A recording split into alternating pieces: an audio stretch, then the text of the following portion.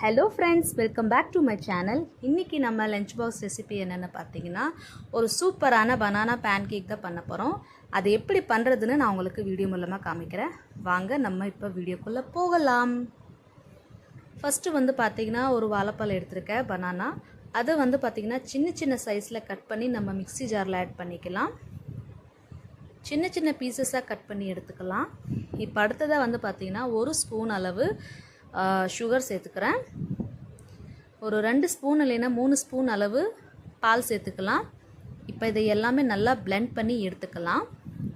அடுத்ததாக வந்து பார்த்திங்கன்னா ஒரு பவுலில் 1/3 கப் அளவு மைதா எடுத்திருக்கேன்.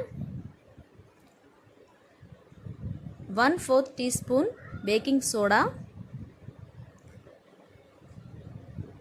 1/8 டீஸ்பூன் உப்பு. இப்போ இது எல்லாத்தையும் நல்லா மிக்ஸ் பண்ணி எடுத்துக்கலாம். நல்லா மிக்ஸ் பண்ணிக்கலாம். இப்போ அடுத்ததாக வந்து பார்த்திங்கன்னா நம்ம பிளெண்ட் பண்ணி வச்சுருக்க பனானா பேஸ்ட் இதில் சேர்த்துக்கலாம். 1/4 டீஸ்பூன் வெனிலா எசன்ஸ். இப்போ இது எல்லாத்தையும் நல்லா மிக்ஸ் பண்ணி எடுத்துக்கலாம். நல்லா மிக்ஸ் பண்ணி எடுத்துக்கலாம். ஏன்னா மைதா போட்டுறதுனால அந்த கட்டி கட்டியாக இருக்கும். ஸோ நல்லா மிக்ஸ் பண்ணி எடுத்துக்கலாம். இந்த மாதிரி இருந்தால் ஓகே. இங்கே பாருங்கள், நிறையா தண்ணியாகவும் இருக்கக்கூடாது. இந்த மாதிரி இருந்தால் ஓகே. நிறைய திக்காக இருந்துச்சுன்னா இதில் நீங்கள் கொஞ்சம் மில்க் ஆட் பண்ணி கூட மிக்ஸ் பண்ணிக்கலாம்.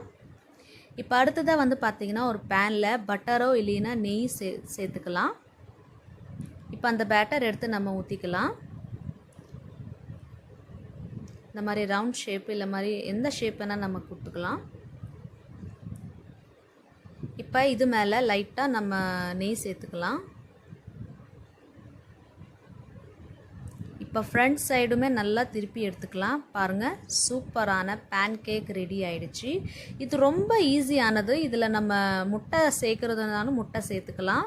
பட் இது வந்து வித்தவுட் எக்கில் பண்ணுறதுனால அந்த முட்டை ஸ்மெல் வராது, டேஸ்ட்டுமே நல்லாயிருக்கும். பாருங்கள், சூப்பரான நம்ம பேன் கேக் ரெடி ஆகிடுச்சு. இப்போ இது மேலே கொஞ்சமாக நான் வந்து ஹர்ஷீஸ் வந்து சாக்லேட் சிரப் இருக்குது, அது கொஞ்சமாக ஸ்ப்ரெட் பண்ணி எடுத்துக்கிறேன். ஏன்னா அது இனிப்பாக இருந்தால் இன்னும் டேஸ்ட்டாக இருக்கும். ஸோ இந்த மாதிரி மேலேருந்து ஸ்ப்ரெட் பண்ணி எடுத்தால் போதும். அவ்வளோதாங்க, சூப்பரான பனானா பேன் கேக் ரெடி ஆகிடுச்சு.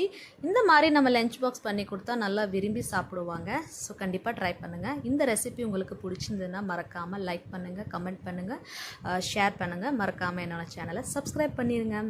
பாய்.